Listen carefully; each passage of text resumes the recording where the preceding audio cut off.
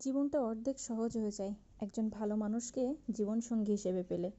মিথ্যে, ছলনা, বাহানা, মুখোশ আর বিশ্বাসঘাতকতার মারপ্যাঁচ দিয়ে ভরা এই দুনিয়ায় একজন ভালো মানুষকে সঙ্গী হিসেবে পাওয়া বড্ড দুষ্প্রাপ্য, বড্ড দুর্মূল্য। দেয়ালের ভেতরের লাল নীল সংসারটা যার তার সাথে টিকিয়ে রাখা যায় না, জানেন। জীবনটা তছনছ হয়ে যায়।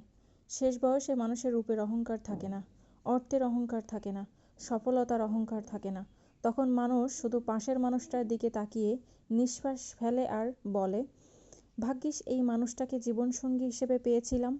আমি মনে করি মানুষ যতটা অন্য সফলতাকে প্রাপ্তি হিসেবে উদযাপন করে, তার থেকে অনেক বেশি উদযাপনের হলো একজন জীবনসঙ্গী বা মানুষ সঙ্গী হিসেবে পাওয়াটা।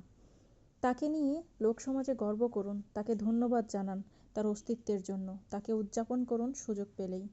তো আমার কথাগুলো আপনাদের কেমন লেগেছে অবশ্যই কমেন্টের মাধ্যমে জানিয়ে দিবেন।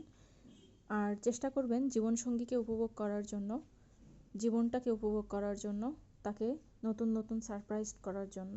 সবাই ভালো থাকবেন, সুস্থ থাকবেন। আল্লাহ হাফেজ।